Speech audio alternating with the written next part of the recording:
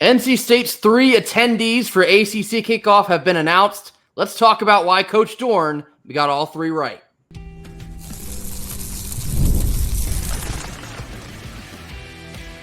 You are Locked On Wolfpack, your daily podcast on the NC State Wolfpack, part of the Locked On Podcast Network, your team every day. What's up, Wolfpack Nation? It's time to get locked in with Locked On. Thanks for making Locked On Wolfpack your first listen each and every day. We are free and available wherever you get your podcast and on YouTube, part of the Locked On Podcast Network, your team every day. Today's episode is brought to you by Gametime. Download the Gametime app, create an account, and use code LOCKEDONCollege for $20 off your first purchase. Terms, as always, apply. Happy Tuesday to all. As always, I'm Grayson Boone, joined by former Wolfpack defensive tackle Kenton Gibbs. Kenton, our 3 attendees for ACC Kickoff have been named for NC State, and I think the Wolfpack went 3 for 3 on this one. Graduate quarterback Grayson McCall, senior defensive end Davin Van, and graduate running back Jordan Waters are the 3 selected. All 3 of these guys are actually attending ACC Kickoff for the first time of their collegiate career. Now let's go one by one and discuss why they are the correct choice. First, we're going to start here with running back Jordan Waters. Kenton, give me your thoughts about why Jordan Waters is a correct decision. Much like his running style, his personality is rock steady. He's a very straightforward guy. And with that being said, he's very good with the media as well, right? He's got that little Southern twang to him that makes him so endearing. And he always gives, I wouldn't say politic answers, but it's like the perfect blend between I'm answering like a politician and some realness. And please do not take me saying answer like a politician. I know we feel bad about politicians right now. I don't mean in that way. I just mean he says things that will not offend the sensibilities of people who are more sensitive or whatever the case may be. He says things he's like a pro's pro already in college. So, and again, you mix that in with him naturally being himself, which is very endearing and charming. It's very obvious to see why he's the guy, why he's a guy who will be an excellent representation of the Wolfpack and Charlotte next week. All the way back to when Jordan Waters committed to NC State, I believe it was in December, I've been extremely impressed with nearly everything I've heard come out of his mouth. Like Kenton said, just very professional, very profound, very mature, and that's exactly what you would expect out of a guy who's coming for his last year of eligibility. I saw an excerpt from a quote from the Wolfpacker, I believe it was, coming from Coach Goebel, and basically he was talking about Jordan Waters and what he's meant to the program so far. He said something to the effect of, when Waters committed, we knew we were getting a great person, but we didn't know we were getting an elite person.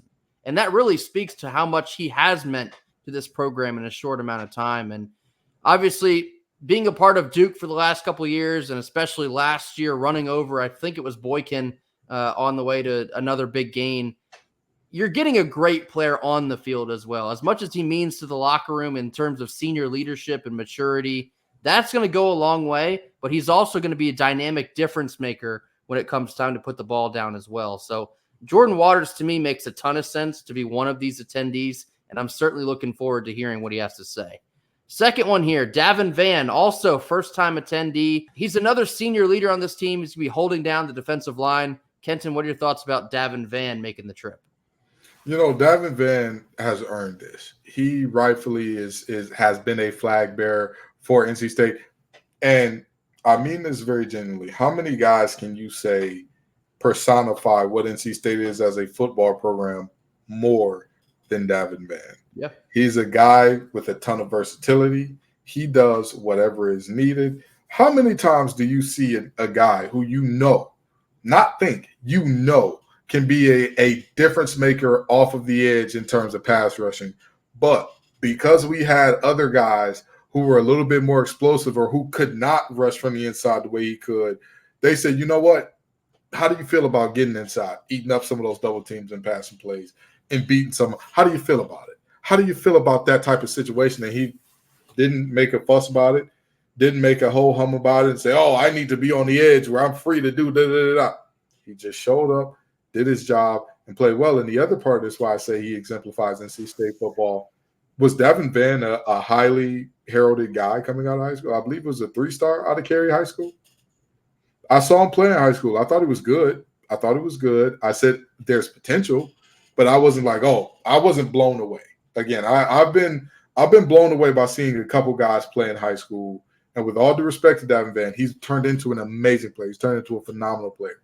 I did not think he was that in high school. So you get to see the player development in real time. And you get to see how not only has his body matured, but his play style, his pass rush plan, his ability to use his hands and win those hand fights with tackles, centers, guards, you name it. He'll line up on them and whoop them like they stole something.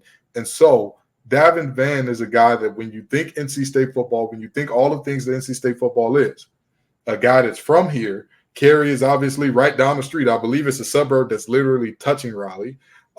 You think of a guy who was developed into an amazing player. And again, that's no disrespect to him, because development is as much about the player as it is the coaches, because as a player, you have to buy in.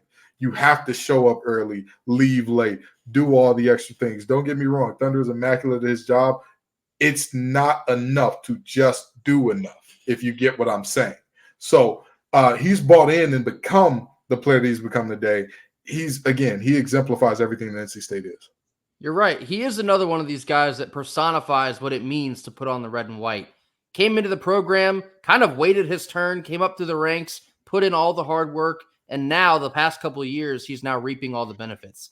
He is going to be one of the main anchors on this defensive line and one of the guys that we're looking to every single game to cause an extreme amount of disruption. And that's exactly what he's going to do. He was a star on the defensive line last year, even though I really feel like he doesn't get enough credit for how good he actually is. I mean, if you turn on the tape, and Kenton did this several times for Locked On Looks of the Week, Davin Van is a difference maker on the field, but he's also a difference maker in the locker room. We talk a lot about the senior leadership and the maturity that he too is going to be bringing to the table for this team. For this team to get to where they want to go, you have to have leaders like a Davin Van, who's been in the program, who knows what the culture is about, knows what it's taken to get to this point, and is hungry to find out what it takes to get beyond this point. That's Davin Van. Without further explanation, he's an excellent choice for this as well. And then last but not least, our trigger man, graduate transfer quarterback Grayson McCall. Kenton, what are your thoughts about Grayson McCall attending his first ever ACC kickoff? Grayson McCall. I mean, number one, the obvious reason, he's the trigger man. Yep. If you don't have your quarterback at media days, people start looking at you kind of funny. What's going on over there? Well, some teams got two of them. Yeah, and you know the old saying, Grayson, if you have two quarterbacks, how many do you have? You ain't got one. None. Exactly. So, you're looking at a situation where for obvious reasons, you have to have him be the guy. But even beyond that, I think that this is a young man that, while he hasn't been to ACC media days, he's been to, I believe, Sunbelt's media days every single year that he was at Coastal pretty much. And this is a young man that, I mean, we joke about guys like this, but he's old as dirt. He's been playing college football for quite some time now. And again, not saying he's Bradley Rosner old or anything. Shout out to Brad, by the way. More power to you, brother. Again, that AARP NIL deal would have hit.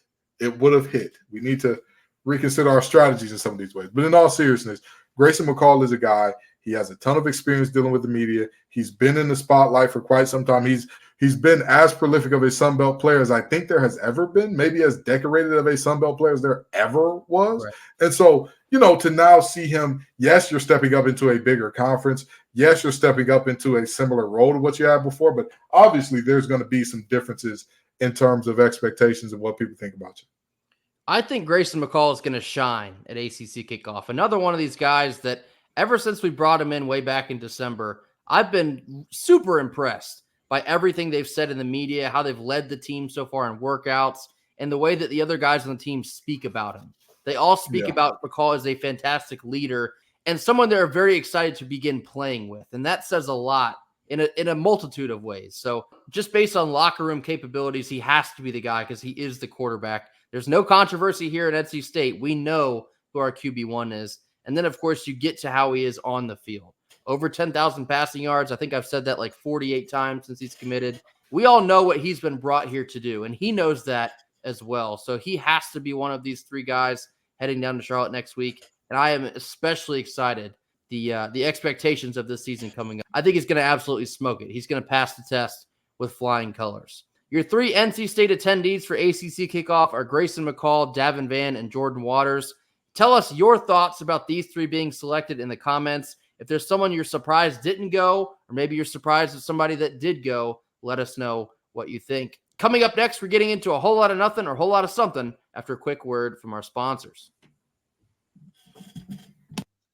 Today's sponsor is eBay Motors. Passion, drive, and patience, that's the formula for winning championships, but it's also what keeps your ride or die alive.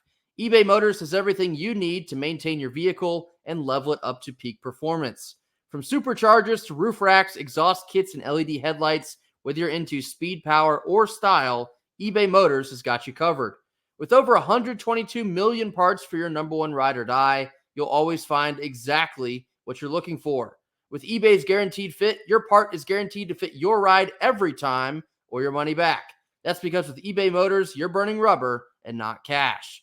With all the parts you need at the prices you want, it's easy to turn your car into the MVP and bring home huge wins.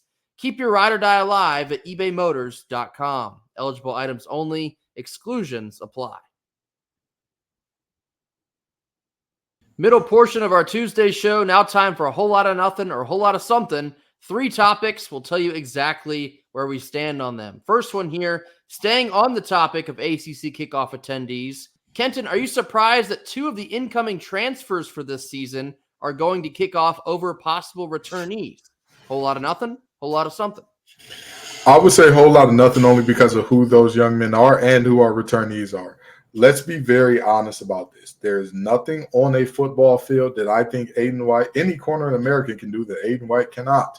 However, Aiden White doesn't like talking to the media all that much. You can kind of tell. And that's not a knock. That's not a knock at all, because there are plenty of folks who, talking to the media isn't their favorite thing to do in the world, and that's okay. That's perfectly fine.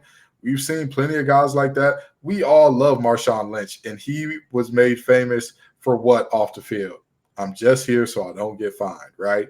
And I wouldn't say that Aiden White goes that far with it, but, you can kind of tell that, hey, talking to the media ain't his favorite thing in the world to do. And, it's not just about Aiden. I don't think that you have a ton of other guys who could potentially fill these roles as the guys who would be coming in that would make a lot of sense. I think the only one that there'd even be an argument for in terms of returners would be maybe KC. But that's really about it in terms of players who were, a net positive for most of last year. Maybe Big Belton is the only other one I can think of, but that's pretty much it. These 2 guys in particular, McCall and Waters, they're being looked to as leaders. And that says a lot to me because of the short amount of time that they've been here and also what they're going to be expected to be over the course of the season. That is that voice within the locker room that can lead things. When things maybe get off path, those 2 are 2 of the guys they're going to be tasked with bringing the car back on the road. And kind of in the same breath of what Brennan Armstrong was to this team last year, he too was selected to ACC Kickoff a year ago. Kind of the same energy. He came in, just put his head down, went to work, and earned the trust of all the guys on the team. McCall and Waters have done that very same thing a year later. So to me, it's a whole lot of something, but way more because of who these new guys are and what they mean to the program, instead of them being named ahead of any returnees, which, again, there are plenty that could be deserving, but I'm very content with McCall and Waters getting the nod. Second one here, potential announcement on Thursday. 3-star interior lineman Spike Soels is announcing his commitment. His final 3 are Kentucky, South Carolina, and NC State, and all the crystal balls are leaning NC State. Whole lot of nothing, whole lot of something. Whole lot of something. This young man has NFL genes in him. I believe his father played in the NFL for a little bit. Yep. And this is a young man that has been heavily recruited by the other players. I tell folks all the time, stop paying attention to what the sites are saying. Pay attention to the players. Let me tell you why. We have seen guys that we're like, how did he get all those stars? What camps did he go to? How did they manufacture this player? This is a lot of hype, but we all saw him and we were like, that guy's not it.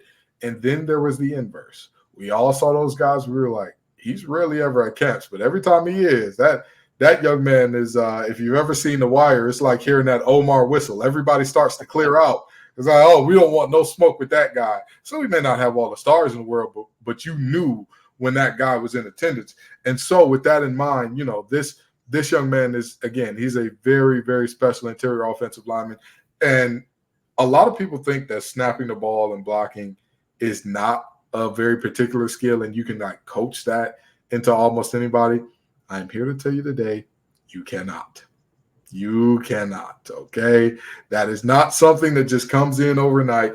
It takes years to develop that. And I know some people are going to look at me and say, but Ken, Grant Gibson was made. Grant Gibson is the exception. And even with him, it took time. I'm not going to say he was horrible at snapping the ball or anything like that, but it took time for him to get to that level where he was consistently all ACC and things along those lines. So, realistically, again, this young man, he can be very special for this team. I'd love to see what he looks like in the red and white, and I'd love to see him not only get here because of who he is, but again, think about the teams that we're competing with for him. Kentucky is known for having the big blue wall. What's the big blue wall, ladies and gentlemen?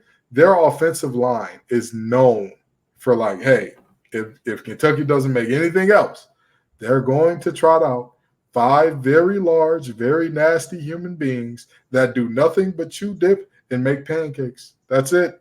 That's it. The chew dip part is optional, but the pancake is not. That part is not. So, to see that we're in contention and ahead of some of those schools, that's a big deal, especially for a Louisville product. Yeah, you hammered home 2 of my main points. The first of which, the way that I've seen current commits or even players on the team go after Spike on social media saying, this is where you need to be, this is home, make that move. The way that they've all circled up and interacted with him, that says to me that this is a whole lot of something. Much like in the business world, you want to do business with people you like. In the sports world, you want to play alongside of people you enjoy playing with. It would certainly appear to me that Spike is somebody that everyone else involved with NC State desperately wants to bring here. I think that right there speaks 1,000 different languages to me. And the second part of which, you mentioned his offer list. Going up against 2 other SEC schools and potentially winning the battle, that's a really big deal, especially in this day and age. And Spike actually comes from Louisville, Kentucky, so plucking a top recruit out of Kentucky away from Kentucky is an even bigger deal. We talked a lot about NC State staying hot in some of the states that are around us, Georgia, South Carolina, Florida. Kentucky can potentially be another one of those states that we're picking the pockets of. So this is maybe even bigger than a whole lot of something. This could be huge. We are desperately awaiting his decision that will be announced. I believe it is 5 p.m. on his Instagram on Thursday. So make sure to keep an eye out for that. Last one here, and it's basketball related. We mentioned Bryce Herd on here. I believe it was last week. He's a 2025 4-star guard. He announced his Final Four schools and a decision date next Wednesday, July the 24th. Now, Bryce Herd, he is the one that would potentially reclassify up to this season and then take that last roster spot and then likely redshirt. Whole lot of nothing, whole lot of something. I'm going to say a whole lot of something, only from the standpoint of, if we're filling our roster out with a guy that we know we're going to redshirt, then at this point, that means that everything is pretty much set in terms of what they expect with rotations, what they expect in terms of who's going to be getting the bulk of minutes, what they expect in terms of who's going to be taking the bulk of the shots, which is something that Grayson and I have talked about a lot in terms of this team looks excellent everywhere. We just like to see a little bit more shooting. So apparently the coaches know something we don't, which of course they do, right? They are there day in, they're there day in, day out. I mean, hey, Grayson, I'm sure you saw the Hard Knocks offseason with the Giants the same way I did. It turns out some of those people that make millions to do this do not know. They do not know more than us. But in all seriousness, this is a moment where you kind of sit back and say, hey, y'all have built the equity. Y'all got us an ACC title. You got us a Final Four run. And even if they hadn't, I don't think this offseason is one that you look at like not great, but you've built equity, so we're going to be quiet. I think this is a pretty good offseason. Obviously, not exactly the same fanfare as last season's offseason because, there were some massive names coming home. And of course, rightfully so with DJ Horn leading us in the way that he did down the stretch there. But, I'd say a whole lot of something in terms of it meaning that the coaches are more than comfortable with what they already have.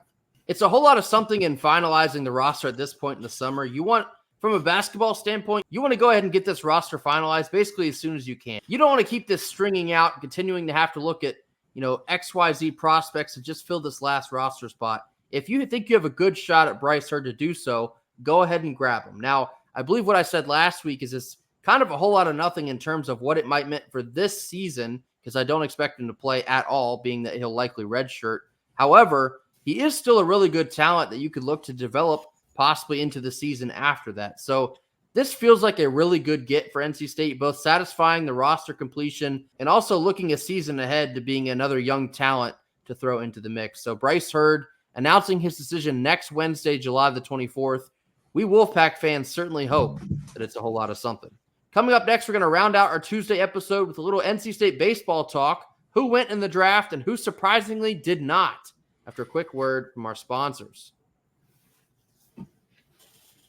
Rounding out our Tuesday show, now a little NC State baseball talk. The MLB draft has now come and gone, and NC State had 5 members, 4 real members, and 1 2025 signee. All got drafted. Jacob Cozart went in the 2nd round to the Cleveland Guardians. Eli Serrano in the 4th round to the New York Mets. Shortstop Brandon Butterworth in the 12th round to the San Diego Padres.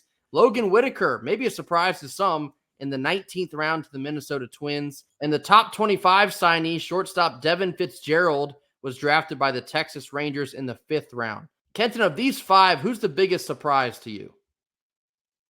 I'd probably say Butterworth. I think everybody else had enough moments where I'm like, it makes sense to where, like, I'm not really left struggling there. And don't get me wrong, Butterworth, toward the end of the season, you and I talked about this off air. He really did kind of figure it out, put things together toward the end of last season and show teams like, hey, this is what you're getting when I'm rolling at my highest clip, which, hey, it's exciting. It's good. You love to see it. But that one to me was a bit of like all right, I'm not mad at you. I'm never going to hate on you. Never going to say, oh my God, he shouldn't have got drafted. But, that one was that way for me. I was a little bit perplexed on if he would get drafted. Kind of what Kenton was talking about there. I feel like he could maybe still use a little bit more refining. Of course, he did come on strong at the end of the season. He was a difference maker there, basically the second half of the season. Any primetime game, he always seemed to come up big for us. I was kind of thinking, maybe even hoping a little, that he could return to NC State, but I think he's more than likely going to sign here at the Padres. Best of luck to him. I mean, he earned this. He was a former walk-on, went to Western Carolina, made it all the way to NC State, who he grew up being a fan of, took us to Omaha. He deserves this opportunity. Logan Whitaker, for me, that is such an awesome moment for Logan. We talked back in the Super Regional round and how big of a deal it was for him to get that start in Game 3, all the adversity he fought through, to then hear his name in the MLB draft. What a surreal moment I'm sure that must be for Whitaker. I certainly hope that he can go and make the most of that.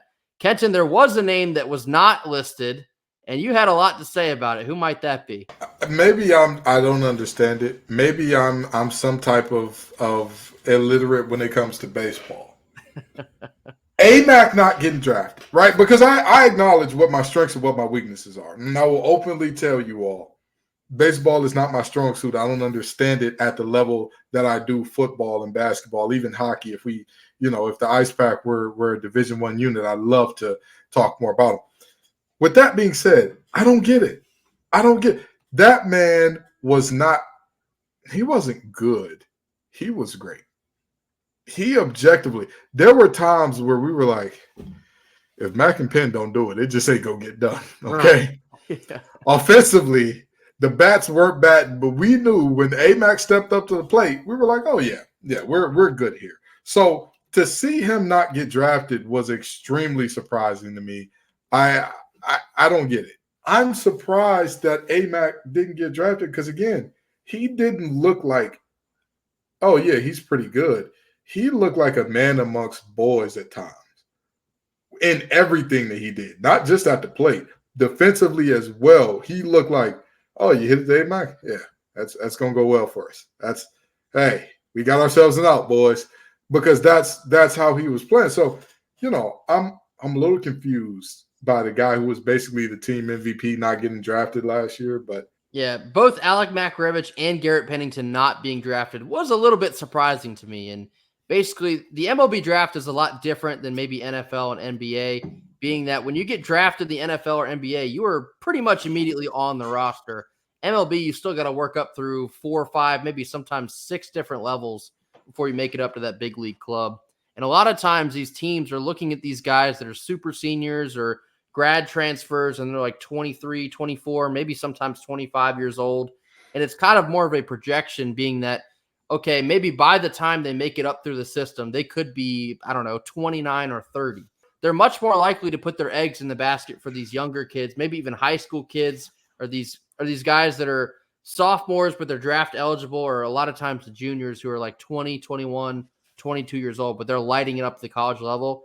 More often than not, that's where they're going to throw their money at. And that's certainly tough to understand, because Amac just had his best season of his career. One of the better seasons for third baseman in all the ACC. I mean, this guy was electric. He carried the team, like legitimately carried us, until the rest of the guys kind of woke up later in the season. But a lot can be said about Pennington as well. Another guy that led the offense with Amac for the majority of the year. More than likely, the two of them are both going to be signing deals with a team, because I'd find it extremely hard to imagine that two teams are not going to give these two a shot, because they have the talent to at least get into the next level and then let them see where they go up from there. But 4 current players are drafted, and Devin Fitzgerald, the signee, also drafted. That's a good haul for NC State. More representation getting up to the next level. I'm sure Cozart's going to be a star. He was just another in the long list of catchers that have excelled here at NC State. Certainly going to wait to see how long it might take him to get up to the major leagues, hopefully sooner than later. Eli Serrano's another one. Maybe some folks were a little bit hesitant to accept him going as high as the 4th round. It surprised me a little bit, but I think the way that he came on strong in the second half of the season definitely earned himself some money, so we wish the best to Eli as well. But things are now going to get interesting for NC State. They're going to have to get probably a little bit creative at the shortstop position. You could see Luke Nixon slide over and be a shortstop coming into next year. But all of these guys are going to have to sign these contracts by August the 1st. That is the deadline. So if they do not sign and they still have eligibility, you could see them return to NC State. But more on this in the coming weeks as we get closer to that deadline. But 5 draftees for NC State, and probably some more signees here in the next couple of days. Another great way to encapsulate a fantastic season for NC State baseball. That'll do it for us here on Tuesday. As always, thank you all so much for joining us. Be sure to hit that like button. Drop your comments in the comment box. Tell us what you think about the 3 attendees for ACC Kickoff. Tell us what you think about Bryce Herd potentially committing to NC State basketball, Spike Soel's potentially committing to NC State football, and anything else you have on your mind for the MLB draft and NC State baseball. Drop that down in the comment box. If you have not already, mash that subscribe button, and we will see you all tomorrow. Until then, go Pack. Go Pack.